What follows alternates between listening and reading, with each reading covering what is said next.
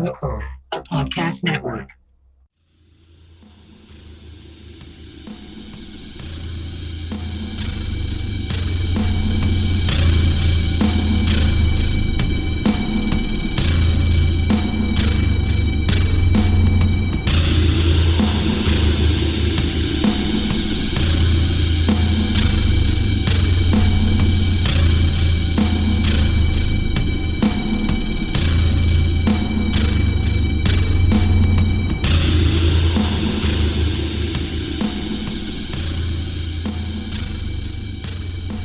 What is up, everybody? Thank you for checking out the Glass Clown Podcast. I am your host, Patrick Christopher. Thank you very much for supporting the podcast and the BarbacoaCore Podcast Network. If you are listening on whichever platform you are listening, if you could like or subscribe to the platform, whether it's on YouTube or Spotify or iTunes or wherever you are listening to the podcast, just give it a like or subscribe. That will help boost our numbers, boost our visibility to everybody who listens to podcasts or watches podcasts. If you are enjoying these episodes, leave a review, a five-star review, whatever. Any questions, comments, critiques, go ahead and send that to me at yourhomiepat@gmail.com. I could take it. I want it. I want you to help me create the best podcast episodes that I can, and I'm open to suggestions. And I could take it. You could be as tough as you want. That's fine. Twitter and Instagram at yourhomiepat. All the links and show details or anything that I have coming up, you can find at BarbacoaCore.com. And yeah, today I have local comedian Mary Picarazzi. She's a regular at the Blind Tiger Comedy Club. She also hosts her own podcast, or co-hosts her own podcast, called Nobody Meets Somebody, that she co-hosts with Tanvir Aurora. And you can follow her on Instagram at Ma Picarazzi. All right. Thank you very much for listening. Thank you for your support. Again, like, subscribe, review, or email me if you want, if you're so inclined. And I do appreciate that. Thank you very much for listening. Enjoy this episode, this discussion with Mary Picarazzi.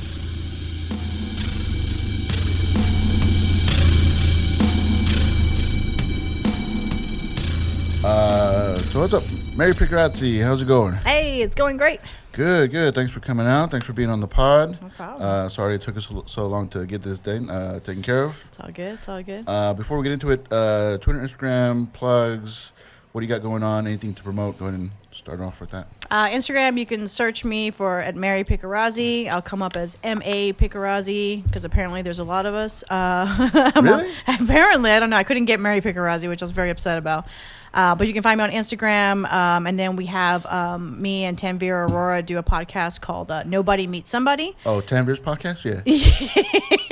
He'll love you said that. But yeah, our podcast is doing well. We are on YouTube, iTunes, Spotify, anywhere podcasts are available. And Nobody Meets Somebody. What's the concept on that? The concept is two comedians who are currently nobody try to meet somebody who is famous.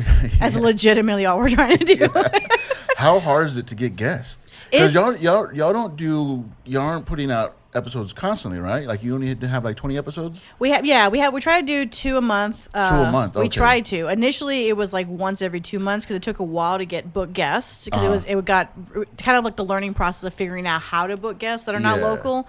And of course during pandemic we got a lot of, no, we're not doing that.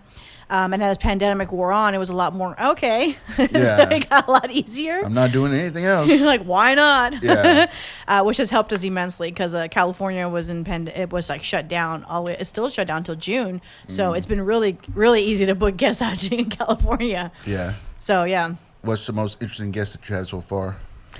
Ooh, of the ones that's been released, Paul Verzi. Our next one we have is a pretty big guest that I'm not allowed to release yet, but he will be coming out in about 3 weeks. It's a pretty big episode we're excited about. Y'all recorded it already? We already recorded it. We're just in the editing, and we'll release it in about 2 weeks, actually. Where are they from? New York. Oh my God, we're not playing 20 questions. No, Have they been on TV? There's somebody you know, yes. There's somebody I know. Have they been on? Do they have a Netflix special? No. All right. we'll keep your secrets and stuff. So yeah, that's cool. Yeah, that's cool. That's all I have. That Just you're give doing. it to me. That you're doing Tanvir's podcast. Yeah. Mm-hmm. By the way, Tanvir is banned from doing my podcast because he canceled on me twice. Oh. So and you know how the rule goes: 2 strikes and you're out. Yeah. But yeah. But no, Tanvir is a great guy. He's actually one of the first comics to actually help me rewrite one of my jokes and stuff. And then it's always hit like pretty solid since that. So he's a good guy. He just flakes out on podcasts. I would know nothing about that. Yeah. So cool. Like a little bit about you. Like how long you been in comedy? I've been doing comedy for about 2 years now. About 2 years in June, at the end of June. Started doing comedy kind of at a weird time. What's a weird time? So I've always wanted to do comedy. I always thought I was funny, but I never had just had the balls to do it. And then I had something happen in my life that just was more like, what the fuck's happening, you know? So I had a really close friend of mine pass away unexpectedly in a motorcycle accident. Damn. He had been married for about 8 months, had just, had everything going. His whole life was just opening up and everything was planning. And he's one of those guys that just like live life to the nth degree. And you're like, you can't help but be happy when you're around somebody like this. Yeah. And we were at his celebration of life and we're seeing all these pictures and I'm like sitting there going, oh my God, like I haven't done half of this. And Was he a comic? No, he was just a cool cat I worked with. And it was one of those moments that I came home and I told my husband, I need to do something with my life and I want to do this. And my husband of 9 years at the time, he looked at me, he's like point blank looked at me, he was like, if you're going to do it, don't half-ass it. Like, do it full force or else don't do it at all. Yeah. And I was like, okay, you know what that means, right? Yeah. And he was like, no, I've got it. We talked through it. And I was like, I'm going to be out late nights. I'm going to be out multiple nights. And he was like, I've got zero problem with that. Go kick ass. That's crazy because y'all have a little kid together, right? I have a little one. Yeah. She was 4 at the time. Yeah. 4. Wow. Yeah. That's such, I don't know how parents do that, like. Well, they go to bed early, so that helps. Oh, I guess that's true. Huh? They're in So bed you by do have 7:30, so it's not like. But she does know what I do, and she's like, "Oh, you going out tonight?" I'm like, "Yeah." She's like, "Okay, cool." Yeah. So it's that kind of questioning, but she's in bed by 7:30, and I mean, I'm not even out the door. So you got the rest of the night for yourself. Yeah. How was it starting out? Like, how many times did you say, "I'm going to do this" before you actually did it? Once. Wow. Yeah. That's very rare. I'm also very much older, so I was 30. What am I? Be 39. So I was 36 when I started. Okay. So I I was wasn't. I mean, I had you have life experience at this point. You're like, piss or get off the pot at this point. And for me, with having that such a traumatic way to start, and for me to get that kick in the ass to start going. Mm-hmm. It was like I owe it to myself to just do it, right? So I went to one LOL open mic, and it was when they were still doing the Gong Show. And they were like gonging people at open mics, and I was like terrified. I was like, "Oh shit, I can't do this." It was actually called the Bomb Squad. Is that what? And I guess the idea for that, I don't know, is they don't do that anymore. It wasn't a very well received idea. I liked it. Can't imagine why. Because I passed the Bomb Squad because they had 3 rounds, and I always passed the 2 rounds. Yeah. Never made it past the 3rd round, but whatever. But I think because the idea of that was like there's so many people signing up at just the LOL mic. Yeah. There'll be up to like 50 names on there. You go to a different mic at a bar, maybe 20 people. Yeah. If that, yeah. If that. So the LOL mic was just so packed that they just want like, if you're not hating it, then you need to get off the stage. Yeah. Which was a good idea in that sense. I like that idea because it's a long night. If people aren't doing good, and it's just open micers, if people aren't doing good, it's a long night before you get up or before it gets good. But you can also that's also the responsibility of the host, right? Like if you see someone bombing really hard and if they have a 3-minute set, light them. Like I would give that to the host itself rather than the gong thing was just humiliating, and it was just like I'm just sitting there going, oh shit, I don't know if I can take this. It was very humiliating. The thing is, like, I think the first round they left it up to the audience. Like the audience would raise their hand if like, they don't like that. No, that's fair. Because if the audience isn't digging it, get off. But LOL audiences in general are very tight to begin with. So, like, you come out, you're like the first or second person up, and they're not warmed up yet. They're just like, what's happening? And they're, it's, I don't know. It could potentially be a bad thing. But that's also, like, you have to be in the mindset, like, I need to go up and destroy, and be good. Yeah. and be ready and fucking hit them within the first. But it's also 30 an open seconds. mic. It's not a showcase. Like if it was a showcase with a I would But have it been more kinda about is. that. I would have been ki- more about LOL that. kind of is a showcase, and that's why I didn't go to LOL until like probably 6 months in, a year in, because I don't know who put that idea in my head, but I was like, I always thought that's where you go audition. And then when I Oh. finally went to LOL, I was like, nobody gives a fuck here. There's so many people that just don't give a fuck. There's a guy that None. shows up in a cape, and Oh, like yeah. I was like, why do Yeah. you do this here? But he's consistent. He shows up more times than other people that I see come in, and I'm just like, ugh, you know. Yeah. But they don't do the bomb squad anymore, which is a good idea to get away from. I liked it at first, but it just doesn't make sense that they were where they were doing it. And then to make it seem like a gong show, it would be different if they had like open mics different times of the week and then a Okay. gong show, you know? Yeah. But that was the only LOL open mic for that week. Yeah. When it did happen, and they turned it into a gong show and stuff. I think it only lasted like 3 shows, and then they went back to regular open mics and stuff. That's funny. But that was the first thing I saw. So, I mean, not knowing the scene, I don't know where mics are. All I knew was LOL. I mean, I was still somewhat new to San Antonio. I mean, I had been here about 5 or 6 years, but like, you know, when you get into a new town, you get into your own bubble. You're like, this is the only area of town I'm going to explore. But yeah, LOL was the only club I knew. So that was like, that's the place you must start. Haha, you know? Yeah. And so, yeah. What kind of stuff were you doing before you started to decide to do? Before you decided to do comedy, what were you doing before? Like working my real job. That's all you were doing, like That's just doing working the real job. I was doing that, and I was trying to do writing. I was trying to figure out another creative outlet, and I'm very OCD, but also ADD. So I will get focused on something, and then I would jump to something else. So like I'm really good at arts and crafts. I fucking kill arts and crafts. But I needed something. Like, it wasn't the right outlet, and I did theater for years in college. I loved it. Super loved being on stage performing. It was very much my niche. But I was like, I'm not a singer. You know. I'm not. I grew up thinking I was gonna be Reba McEntire for the longest time. I was obsessed with her. Why? I don't Can know. you do that twang? I learned. I was like learning how to do a twang. I read her autobiographies multiple times. Like, Yeah. like I was obsessed. I was all I into think- country growing up. I think being a country singer has to be the easiest genre to be a singer in. It used to be. Right? I think back 90s country, yes. Nowadays, it sounds just like pop. So the 90s country is like legit the easiest thing because the songs are very simple. Yeah. They're very catchy. You either like it or you don't. Yeah.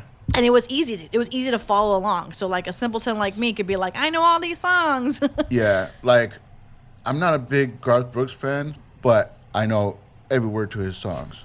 Exactly. Because that's all my mom played, you know, on the weekends. And George stuff like that. Strait, Garth Brooks, Reba, yeah. And I always knew about this whole thing about, you know, songwriters that write for other people. And I just realized the guy who wrote Friends in Low Places, Garth Brooks didn't write that song. Nope. I was like, man, this guy fucking feels it. This guy's been through some stuff. Man, get it, Garth. And then the other day they posted on Facebook that the actual songwriter for Friends in Low Places died at 77. Yeah. And I was like, Garth is a fucking bullshit, man. Well, it's no different than an actor taking a part on a movie, right? Like Yeah, they but- write a role for but them. It's you the know same that difference. stuff. But and I know that was the whole singer-songwriter thing is a big thing in pop. Sure. That's not because I'm a rock guy, I'm a metal guy and stuff. They don't do singer-songwriter stuff. Like the band writes the stuff. Well, Garth does write a lot of songs, right? That's how he was discovered. That's what I right? thought. I don't believe anything that comes out that guy's mouth anymore. You know what I mean? Well, that's how all early 90s country guys got discovered, or late 80s. They all were in Nashville. They were all singer-songwriters, you Yeah. know, sessions. So everyone can write a damn song. George Strait doesn't write any songs. Fuck George Strait. I'm not a big fan of George Strait. I am not going to go on. I'm not saying that at all. All right, edit, whatever. I never liked George Strait's vibe. I dig Garth it. Brooks was like, because he Yeah. talks about the bar scene and the love Well, he's the scene and all newer that stuff. country guy, right? George is still coming off of the old school country, you know, the classic gentleman country. I Garth was a think- rebel country. Back in the day, I don't know about today, but I think back in like the 90s, if there was a bar fight between Garth Brooks and George Strait, Garth Brooks would kick the shit out of him. You know what I mean? That's how he comes off. Well, there's a pretty big age difference, so yeah, I'm pretty sure he would. Is it? They're all the same age to me. And then you introduce Clint Black into the thing, and Clint Black, Oh, Clint Black. I'll He's tell you, the oldest, I'll right? tell you right now. No, George's. Clint Black by far worst concert I ever saw. yeah. Worst. I love Clint Black. Saw him at the rodeo, Houston Rodeo, Yeah. forever ago. Oh my God, kill me. It was the most boring thing I've ever seen in my entire life. Yeah, I believe that. I can't even name a comeback song. I just know of him. That's so weird how we just went on a country tangent and Straight stuff. Because like the whole singer songwriter thing, like when I realized that that's how things worked in the business, in the music business, I was like, oh man, Whitney Houston didn't write those songs, and Janet Jackson Dolly didn't write Parton those did. songs. You should respect that. Yeah, and then the one that recently came out, not recently, but like he was in the like singer songwriter whatever forum or whatever it's called, Chris Stapleton, right? Yeah. And then I saw that dude. They have this thing every year called Record Store Day, and I was in Dallas. This was about 3 or 4 years ago, in Dallas, in a small little record store called Good Records, Good Vibes Records, Good Records, something like that in Dallas. And they had performers in and out, and I saw Chris Stapleton in a small record shop, just there, just playing. And I was like, man, this guy's fucking good. This guy's gonna be huge. And then turns out like he wrote like all these songs for all these, and then he decided to put his name on it.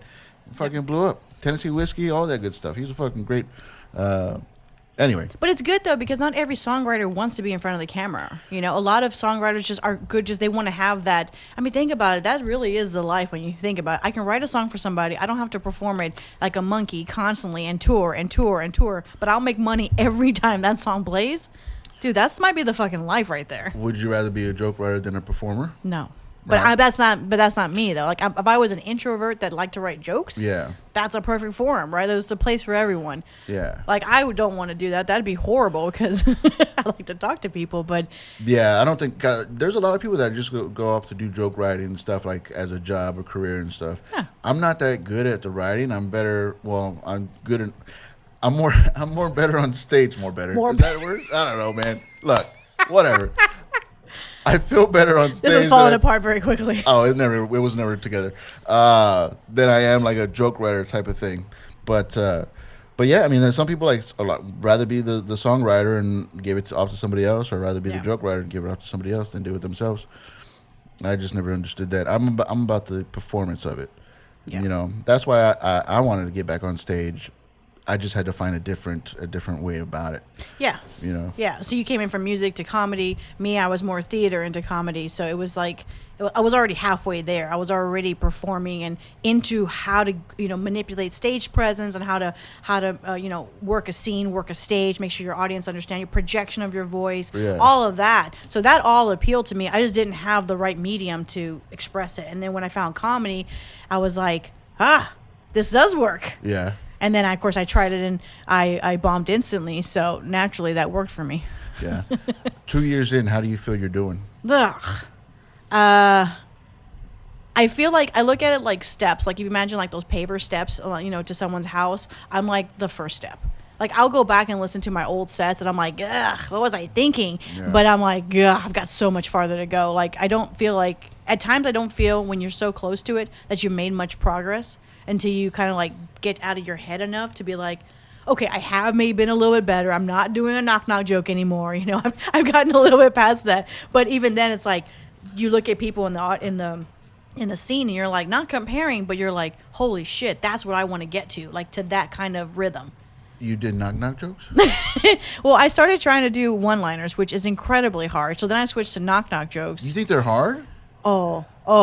So I used to try to write 50 one-liners in a month, right? So then I narrowed it down to doing 5 a day. So I still do this now actually when I get stuck writing. I have a word generator and it pops up a random word, cabin. And I force myself to write 5 one-liners. And they could all be trash, but I force myself to write 5 one-liners on a random word. That's tough. It's extremely tough, but it's an exercise to getting your brain to start thinking along different lines. Because if not, all your stuff ends up sounding the same, and it's all the same, blah blah blah blah. And if you watched a comedy special, like there's certain specials I'll watch, and I'm like, I can't get past 20 minutes. Yeah, if I pick up my phone during somebody's special, then it probably wasn't that good and stuff. God, yeah.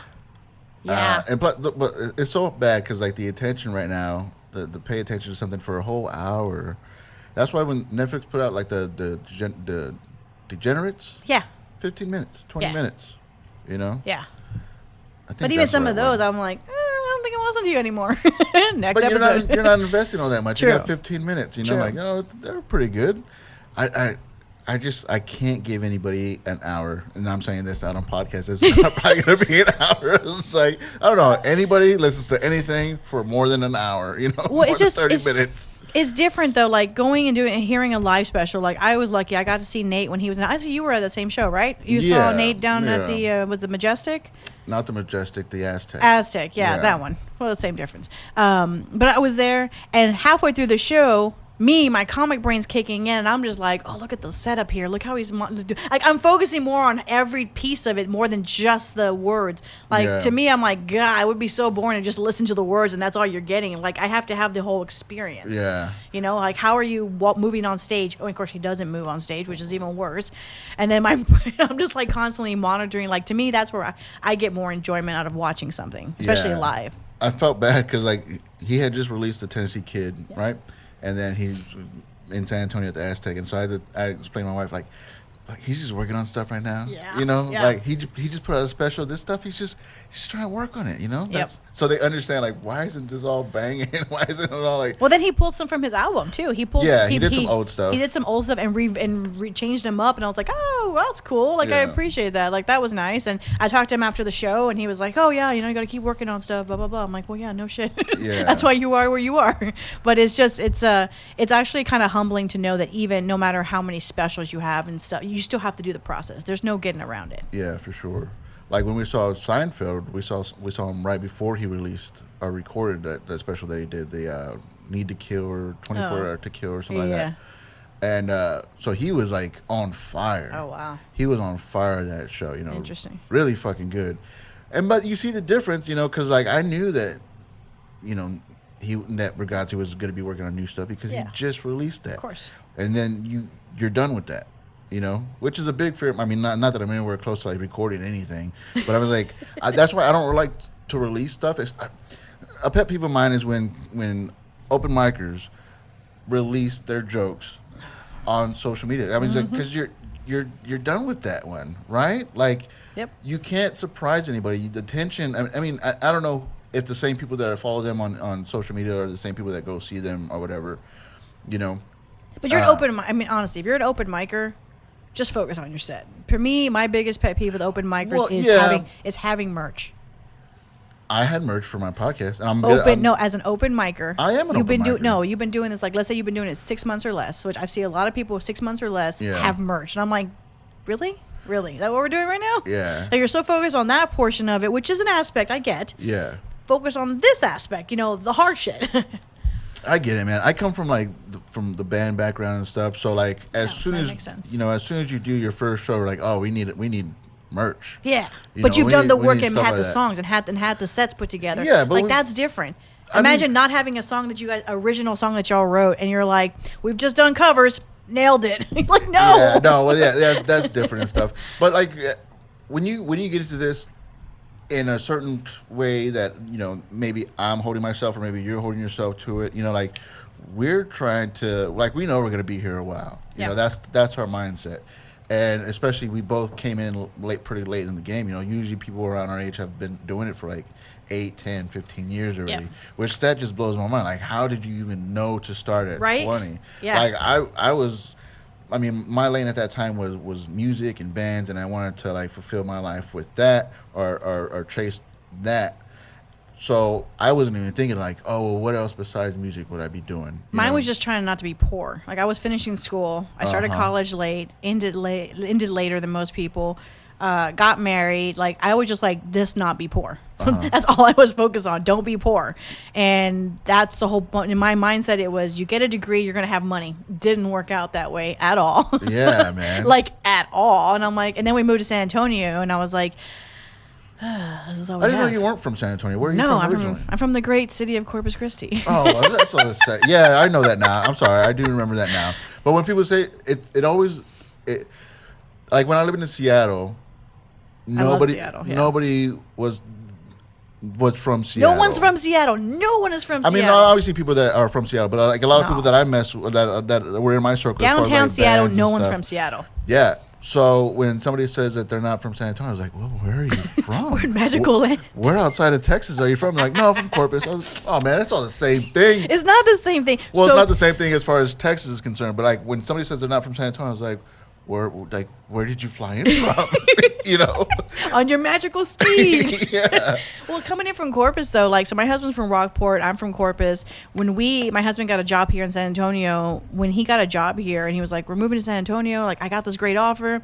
And I was excited because I was like, "Oh yay, money! We won't be poor." But then I was like, "San Antonio, it's so far." And I remember crying and having like a whole breakdown about it because I was like, San Antonio is like the big city, and Oh wow, yeah, from Corpus. yeah, it took me like a while to get my brain wrapped around it. I'm just weird. It actually took me a while to like get acclimated to San Antonio. And now I would definitely probably say I'm a San Antonio comic, straight up, because I love San Antonio.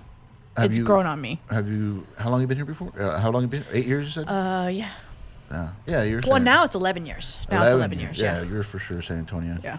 So let me ask you this, and I don't know if you're going to be upset that I bring this up, but we had a discussion at the Tiger the other night about something that it wasn't even not an altercation. That This when you got mad at me? See, no, I didn't. Yes, you did. Explain what I'm talking. You know exactly what I'm talking about. Yes. Okay, explain from your point of view. What happened. The facts. Okay, so Jesus. And I can't argue with you because it's like, oh, he didn't let her talk. He kept her interrupting because she's a female. No, we're comics. She's not a female. I'm not a comic. I'm a comic. That's it. That's exactly it. No, so we were at LOL open mic.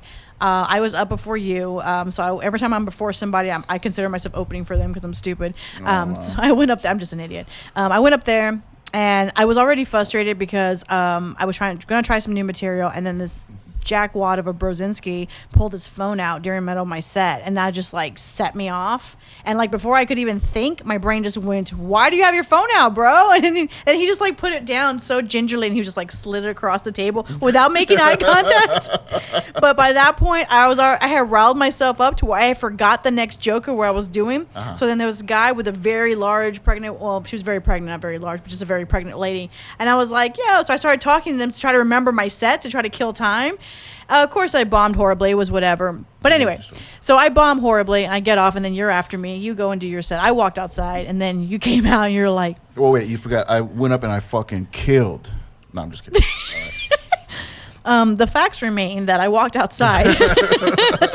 I walked outside, and we're standing there because it had been raining, so we're all huddled around under this ledge thing. And you walk outside, and what I remember is you just walked up to me. You didn't even make eye contact. You're like, "You never do crowd work at a mic." And I was just like, yeah, I was trying to explain to you, hey, I fucked up. I messed up my set. This is how I remember it. And I was like, oh, shit. I like that you pointed out this is how you remember it. I'll be fair. Not how it happened. I'll be fair. But okay. So I remember no eye contact. You were looking down, and you were just like upset. And I was like, okay.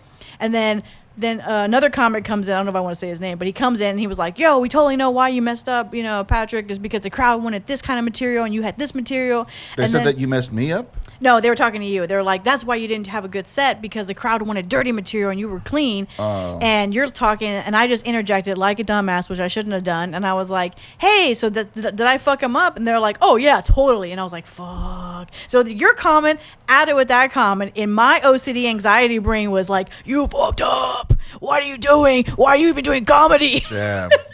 Damn. All right. So that was my moment. So you tell me what happened that was different. Well, okay, so you held on to that. You said, hey, a week or so passed, right? And you go, hey, do I owe you an apology? Yes, I did. And I was just sitting there. I was like trying to work on my set because I was about to go up at the midnight at the Tiger. Yeah. And I was like, what? What happened? And you're like, when you got mad at me at the LOL, I was like, what? Yeah. I did not get mad at you. It had been in my head for a week at that point. Yeah. Because I'm a fucking psycho. All right. All I said, because somebody's told me that before, because I thought like, oh, you fuck with the crowd and all that stuff. To be fair, I would never do crowd work at an open mic. I just fucked up because I can't remember shit, and when this guy pissed me off. So my thing was, I didn't say, don't do crowd work at open mic. Potato. I was like, hey man, just don't do crowd work. Nah. You were like, don't do crowd work. You were like, you never do. You did this with your hands. You did the hand thing. And my point was, like, don't do crowd work if you're not prepared to continue with the crowd work. Completely valid point. But the way I heard it was different. You. That's 100% me. Why the hell did I ask you about this a week later? Because I'm a fucking psycho and it's in my head. Do you not know this? But it's unfair because I didn't blame you. I was just like, hey, do I need to say something? Are we good? Yeah. So, and I'm not just gonna put it on. Like, it bugged me. Like, I had to talk to my therapist about it the next day, and he said some stupid shit like, "Well, why don't you just say about the fact that I did the crowd work, or the fact that I tried to apologize?" No, the fact that you apologize. Oh, okay. And then I apologize, like, "Oh, I'm sorry that you thought I was getting upset with you." He's like, "Well, how about instead of saying you're sorry, how about you say thank you?" I was like, "What the fuck are you talking about?" That would have made it worse. To be honest, that would have made it way worse to know that I offended you and I waited a whole fucking week to talk to you about it. That would have made it way worse for me. And he's like, "Well, no, because she obviously like respects you enough to tell you that." Truth. And so you should just say, "Well, thank you for thinking that I was not." Or he just said, "Well, just say thank you." And I was like, "Thank you for thinking I'm an asshole." He's like, "No, you're not going." I was like, "I don't understand what you want me to, I think it's stupid to say thank you." He's like, "Well, just try to say." See, but you can't have a thank you. therapy normal conversation when you have two people that are just equally in a different mindset. Like, if you had a normal person that doesn't do comedy and they did that to you, that might be a thank you moment. I'm equally fucked up, if not more, and that does not work for me. That would have freaked me out. I would have been like, oh shit, I did offend him. If anybody else would have told you not to do crowd work, would you have taken it like that? Absolutely.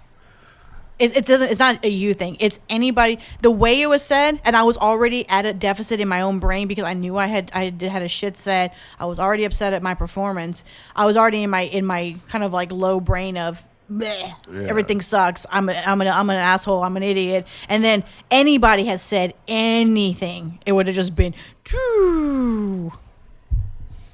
So not to make you feel special, but it wasn't you. Anybody could have told me that. No, that's fine. I mean, I'm glad that it's not a me thing. It's complete you thing. Oh no, 100% me. So, but that's why I felt the need to apologize, because I'm the type of person that I may talk a lot of shit to people, and I do that often. But if I feel like I offended somebody, that will bother me for forever until I make it right. I don't know why you feel like I was offended. I was trying to help, and maybe it came off aggressively because I had just come off stage.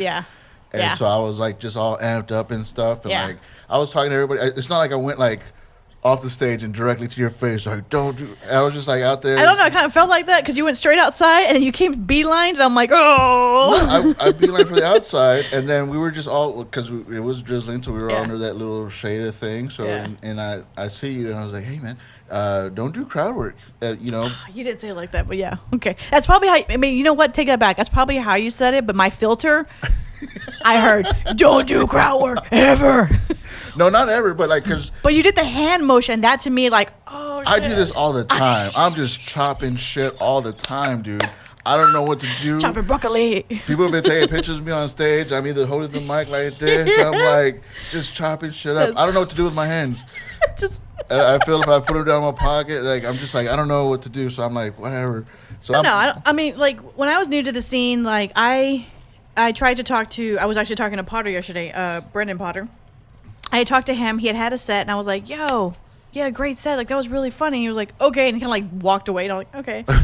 so then the second person I talked to was Tanvir, and Tanvir and I have very similar backgrounds as far as our education and stuff. So we hit it off actually really well, and then we started talking through like, "Okay, hey, you probably should try these mics." Da da da. So that was kind of like my in, and then I started trying to talk to people who were more established, like Kabaza, George, and then I would talk to Kabaz. I would ask him like, "Oh, did you hear this set? Da da da. Do you think I should do this?" I would ask stupid questions, and then I hear his podcast, and he's like, "I really hate when people ask me about this," and I'm just like mortified, like, "Oh shit, he's talking about me." He's talking about me. But he probably, I mean, I'm sure everybody and their mother did that, but in my head, I'm like, I'm making every mistake possible with everybody. So then I try to just be myself, which I am a super uber friendly person until you piss me off. Yeah. But I get along with every group, every part. I rarely have anybody that I don't like. Yeah, I can say that confidently in San Antonio. Okay. No, but in general, like I get along with new people. It was just a very weird like transition to start off in a new group, because you're like, who do you talk to? Who should I avoid? It's like the first day of school. Exactly. You know? It's exactly what I imagine high school, middle school to be. And And to go back to like people thinking I'm an asshole, I do this thing, and I feel like people take it too seriously. If I'm hosting like an open mic or something, I'm practicing on playing off of the set before me, the person before me. Yeah. Now, I may be a little bit too rough with people and like, well, that sucks, right? But I'm just trying to get like a response I think it's all from the fair. audience. If it's on stage, it's fair. To me, it's fair game. If I'm off stage and you bring up a joke, okay, maybe I might be more sensitive about that. But on stage, I if hope whatever people- I say, that should be fair fucking game. I hope everybody agrees with that. If it's on stage, just know that it's part of, we're playing along. We're all like, Absolutely. we playfully shit on each other. If you do it off stage, then it becomes something different. If it's not something that we've already like an inside joke or something, I mean, there's Yeah. a way to do it that's that's somewhat classy, right? But I mean, if you're just being a dick to be a dick, there's a difference. But if I'm on stage, I'm already putting myself out there. I'm already putting the material out there. I expect to be judged whether it's a comic or not, right? So fuck it. Cool. I'm glad we got that situated. Stop being such a pussy. So No, stop I'm just being kidding. me. Great. This is gonna be a long day. But going into that, let's start. Let's do the questions. I gave you the questions to think about. I hope you got something that you want to say. The questions are: What are you afraid? what do you fear? Okay. What are you worried about? Yes. And what don't you like about yourself? Yeah. Very loaded questions for somebody with anxiety. Thank you. That's what this podcast is all about. The podcast is all about because I want to know. I'm not trying to say that whatever anybody wants to talk about on here isn't serious True. or doesn't like really fuck them up in various ways. Yeah. But how do you use your sense of humor to get through that, or how are you attempting to use your sense of humor to get through that? True. So that's why I asked those questions. Yeah. So we can get to that. So what is something that what is a fear of yours? Okay, and then I don't know if I should revise my answer, but I'm going to be perfectly honest. What do I fear the most? Bears. Bears? We're apex predators. It'd be the worst fucking way to go out by a fucking bear that I evolved past to eat me. What was the last I'm time you saw obsessed. a I'm bear? obsessed with bears. Do you see bears I often? did see, so not often, but I did go out to Baylor. I was visiting Baylor I was with my nephew. They actually have real bears out there? They have real bears out there, and they have a little cage. Like just roaming? No, They're in a not just cage. roaming. They're in a cage. They're not free range. Okay. They have a little area. Free range bears? Free range bears. That's a great band name. That's a great band name. But they have like an area where they have 2 giant bears because that's the mascot.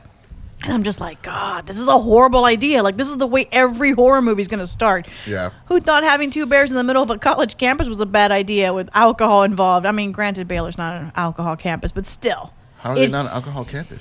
Well, they're like super like straight-laced people. Really? Like, yeah, like they're cool cats, but I mean, they just don't drink as never went much. to college, so. But some dumbass like me would probably be like, "Let's go and get the bears," you know? Like, it just takes one idiot to get into that campus. But I don't like bears. I don't want to be eaten by something that I'm an apex predator. Whatever's below me should not eat me. Plain and simple. So I'm terrified of bears. But have you seen a bear on the loose? I've seen many bears On the loose? on the loose from afar.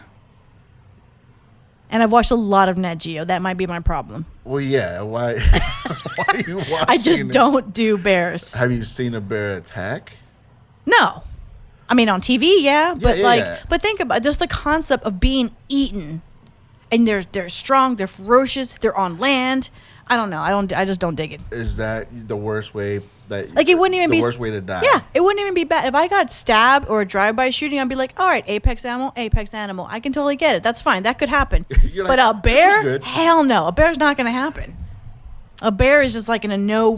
I will go out stabbed before I go out by a bear. Yeah. That's so bizarre. Like, Sorry. a bear. I don't like bears. I think somebody said, "Yeah, I'm afraid of death." They're like, "Oh, that's a real fear." You're like, Yeah. bears, But bears. bears. Don't fuck with bears, dude. They're like, you don't mess with them, they won't mess with you. Bullshit. They will absolutely mess with you. Aren't you supposed to just make yourself bigger and they'll run away? You're and all that supposed to stuff? not run away. You're supposed to come at them because you're supposed to establish territory. Yeah. No, I ain't fucking doing that. That bear, you know how big a bear is? That is huge. That's like a why you mini make yourself dinosaur. Because I don't think they know how big they are. If you make yourself big and you don't be Yeah. afraid of them or don't run I away. can make myself look big. I'm not going to look like an 800-pound bear. There's no fucking way that guy's going to be like, oh, it's bigger than me. No, it's not. It's going to be like, I can take it. I can definitely take it. I don't know. What else? Bears are terrifying. Bears are terrifying, but I think that's a good fear to have because I don't think that you will ever see a bear close up in your life. I better not. I'll put money on that. I'll put. I went to money the on that. zoo and I saw them eating with their claw. Oh my In god! the zoo, in cages, and they're so like they're sedated, man. They're not even sedated. Shut the hell up. They're not sedated. They're always asleep. They They're were always asleep. Okay, well, I went early enough. They were doing enrichment. So the enrichment is that they find different ways of putting their food in ways to make them think and get smarter. So they encase it in ice, so it comes like an ice block with strawberries and all this crap that they like in there. And they're like, "Rrr," they're like going at it to use their primal skills. So they're keeping that shit strong. They're not like, oh no, don't be wild. What They're do you like want them to do? wild. And so Give them get slushies out. all the time? All you have to do is get out, and then, dude, it's not that far between that and where the little gate doohickey thing is. No. More people have gone into bear enclosures than bears have got into True. people's enclosures. True. Enclosures. True, because people are stupid. They deserve to be eaten. But I'm just saying, Maybe you deserve to be eaten. if a bear got out, he wouldn't be like, what are these things? No, he would absolutely know what to do with that. All right. That's completely ridiculous, but it's a fear. So Hey, it's my fear. yeah. You asked me, okay? Yeah. You know, you're right. What is something that you worry about? Oh, so now I'll get it more serious. So I've been obsessed with, of course, I love theater. So Hamilton has come out right a while back. I'm obsessed with Hamilton. I don't know if you've ever watched it, but there's a whole thing at the end where he's talking about, there's a song about who tells your story, you know, what's your legacy, who's going to be around to tell who you were as an individual. And to me, that's super powerful. Like, I'm afraid that no one's going to tell my story. My family, like, you have family, you have friends. After a while, when someone passes away, it's very easy after years and years and years you just sort of forget them, right? What's that Macklemore line where it's like, I don't know, it's an actual phrase, but I don't know. I'm just going to quote Macklemore because I'm an idiot. It's like people die twice. First when they die, and then second when someone stops mentioning your name. You know, and you start thinking about it, it's like when someone's passed and it's been 10 years, like how often do you bring that person up? Are they gone? Like it's just in the ether? Like that's what I'm concerned about. Like, am I going to be so lackluster of an experienced life to where I don't even get brought up in conversation? Like I'm gone. Like that would be some shit for me. Where do you think that comes from? The fact that I'm going to be forgotten. Is it something that you deal with like on a daily basis? Like as far as like not being included, if somebody doesn't return your phone calls, is that like part of it? Are you just talking about the history of? No, it's all part of it. Like I want to make decisions that, because that's a big thing, and to be honest, we're gonna be forgotten about. Oh, absolutely. It just, there's no way that we're gonna last forever. I mean, there's books and movies and maybe the podcast is still gonna be online for whatever. Yeah, sure. You know, but like everybody gets forgotten about. Yeah. It's part of life. Well, not everybody. Unless you're there's George fucking Washington, everyone knows that fucker's name. very few people though. There's very few people that get to that level. Yeah, exactly. You know what I mean? Like, there's nerds out there that can name all the presidents. There's historians. Yeah, they're called historians, but yeah. Yeah, but like most of the presidents don't get talked about on a daily basis. True. And they were presidents. Yeah. You know, like I understand the fear, and it is a very sad thing to think about. But you got to understand, like it's not just you're not the only one that's going to be forgotten about. We're all going to be forgotten about. So are you trying to feed into this existential crisis I'm going to have? But no, that's exactly what I'm saying. It's like, to me, it's, am I living my life in a way that's worth being remembered? And that's where I get it from. Like, am I treating people with the same empathy and love and respect that I would want to be treated and remembered by? And to me, that's how I live, right? That's how I approach. I grew up, I was bullied in school, so being left out is super norm. I'm used to being out on the outside, you know? And then when you get into like a comedy scene, which is very niche and very cliquey, you're like, am I going to ever fit in? And then you find your group and you're like, oh, this is my group, you know? And for me, like, this is probably the first community I can say that I've ever belonged to, because I didn't fit in well in school. I was good at school. I was good at theater. I was good at music. I was good at sport. I was good at all these things, but I didn't have like my group, you know? And then I went into homeschool, which it was like a saving grace for me, because honestly, my anxiety couldn't even deal with that at that point. So having a group now, to me, it centers me enough to be like, I belong somewhere. I found something I'm good at, mine is drama, mine is bullshit. There's a group that I belong to.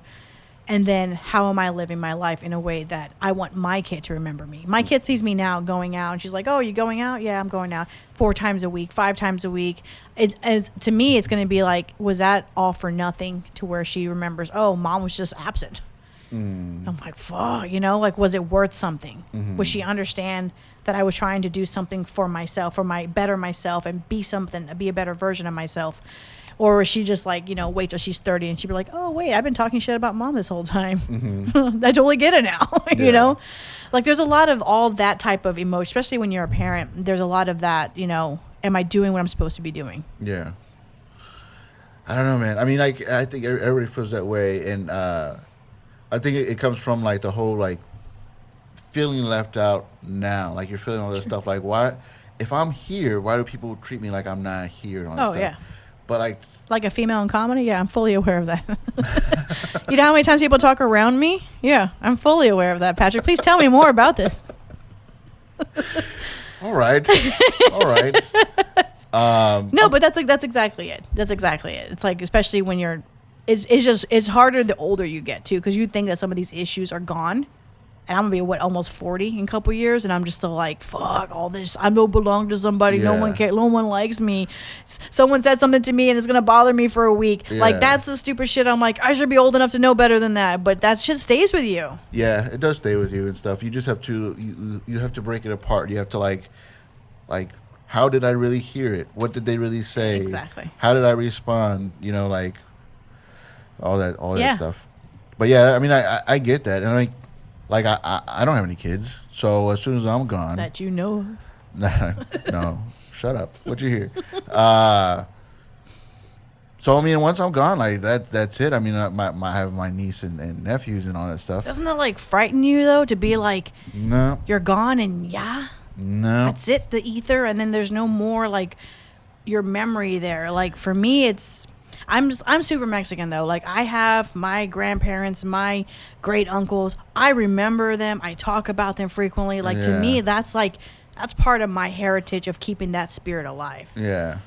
I think if I were a parent, I would probably like, how am I going to continue once I'm gone? Yeah. But because I don't have that, doesn't bother me. It really doesn't bother me. Like, I know 5 years tops, people are going to stop saying my name. Yeah. 5? That's a pretty big number there. You think so? Just joking. I mean, I think about it now because, like, people that I've known that passed, like, I'm hitting 2 years, and I'm like, yeah, I'm starting to see people drop off, and they don't bring up certain people anymore. I don't know. I'm like, fuck. Imagine attention span can't even watch an hour's Netflix special. Yeah. Imagine them trying to remember somebody that lived. Come on. I mean, well, I'll be lucky someone remembers me for a few months. I'm going to be fucking honest. They're going to be like, who is that weirdo that didn't like bears? Yeah, that crazy person. So this might lead into the next question. What don't you like about yourself? There's a long list, but I'll sum it up to something small. I mean, I wish that I was cool enough to relax and chill out. I'm a very high-strung person, and I do not know how many times I've had comics that are like, well, just relax, just chill out. I'm like, don't fucking tell me that. I don't know how to relax. Relax on stage? Relax no, in general, like, as an individual, like, don't be, like, I'll be like, oh, show's supposed to start now. We're 5 minutes out. Where's everything going? Do we even know who's here? We've had that happen. And people are like, don't worry about it. Just chill. I'm like, no, I can't fucking chill. Yeah. Like, that's not me. It will never be me. Why do you take it on so much? Why do you make it your problem? Well, I was running that show. That's why it was my problem. But in general, though, like, I'm a very organized OCD, like, things have to flow. Things have to fit into something. And that's the way my brain works. Mm-hmm. And if I'm at work, things have to flow. And if they don't, I have a moment, right? Yeah. I expect my life to be the same way, which of course it won't. So I'm setting myself up for disaster, but I hold myself to a high standard. And then my problem is that I expect everyone to be at that standard. And when they're not, then I'm like, fuck you, you're not in my standard. And then I'm like, wait a second, crazy person. Your standard is just your crazy fucking mind. Yeah. Why are you thinking? It's unfair for you to put that on anybody else. 100%. But that constant, like, I just hear that a lot. My husband, bless his heart, he's the complete opposite of me. He is so chill. Mm-hmm. And this is actually the more chill me. Mm-hmm. We've been married 11 years in June. This is more chill, Mary. Okay, Yeah. Mary used to be way worse. So he's gotten me to just relax without telling me to relax. Yeah. Like I've learned how to just like, all right, I'm just gonna let that go. Just gonna let that go. Not gonna stress about that. But then if I'm on a project or I'm on a show, I expect perfection. I expect it to be 100% professional. And then when it doesn't happen, like a podcast guest calls me and says, hey, I want to do a show 5 hours earlier than I told you I would when I confirmed this 2 weeks ago. Yeah. Yeah. Yeah, that's rough because like nobody is on the same schedule as you, and especially comics. Comics are the worst. Comics do not. They're like, man, just go with the flow. I'm like, no. We can't go with the flow because Yeah. shit's got to come out at a certain time. We've got to record. We've got to edit. We've got to do this. Or audience is here now. You can't just show up an hour and a half late because the audience was here at 9, not at Yeah. 10:30. You know, Yeah. so it's just a weird. And I'm already a Type A person, so what does Type A mean? like I'm very like organized to the point we'll get it done no matter what. Uh-huh. Like if you have a show and you needed to rerun, I used to run a performing arts center down in Corpus. Uh-huh. So we would have $1 million, productions and stuff, and it was like everything had to be clockwork. Do, no errors, no mistakes. The press is here. We can't have a an incident where like the light spotlight doesn't show up or the spotlight's on the wrong person at the wrong time. Yeah. Like everything's got to be perfect. Yeah. So coordinating all of that, coordinating my engineers, coordinating my staff in the front, like I'm used to everything running like a well-oiled machine. Mm-hmm. So that's where my brain constantly like lives in happiness. Is that healthy to be in that position, be in those jobs? Because I used to do I that. don't know. I used to do stage managing. I used to assistant stage managing, and then I did a couple of productions where I was stage manager, and it was stressful. It was stressful to the point where I don't want to do this. This isn't the right fit for me because I am that way. Yeah. I take on like things that like are Yeah. out of my control and stuff. I was like, you know what? I can't fucking do this. But if I can control it, though, that's a different. Well, I controlled it, so I controlled how my staff worked and how when they hit their marks and and rehearsals. Yeah, but when something goes bad, you take it personal. You take it like as an attack to you. No, I No? take for when I have staff and if something goes wrong, I take it as I'm going to take the brunt of it. It's my fault, no matter what. Like I will take that responsibility. Like don't fuck with my staff. It's me. I will deal with my staff. Secondly, like if you want to blame somebody, this doesn't work. It's me. I will be that shield for them. I will turn around and screw and yell at them later. But that's me doing it. That's my people. You're going to yell at me, and I'm going to take the brunt of all that. And that happened many times because nothing ever fucking works 100%. Yeah, that seems like I enjoy being horrible. that protector role Yeah. for my crew, my staff. But if it's now when you're doing comedy and you're by yourself, you're like, there ain't nobody to blame. It's all you. It's all on you. So for me, that's even more empowering because it's like, I know what I'm going to do. I know exactly how I work. I know that I'm going to hit my marks. I know I'm going to hit what I want to hit. Mm-hmm. Is that healthy? I don't know, but that's And if I don't, I'll cry in the car on the way home. story of my life. I do that about 4 times a week, so why not? Why change it now? Very cool. Thanks for doing this. Plugs, anything, replugs, anything that you want people to follow you on or all that good stuff? Yes, follow me on Instagram. Hit up the podcast, Nobody Meets Somebody. We have some great episodes coming out over summer we're super thrilled about. Just follow us on YouTube, iTunes, Spotify, anywhere podcasts are listened to. Cool. Awesome. Thanks. Awesome, thanks. Later.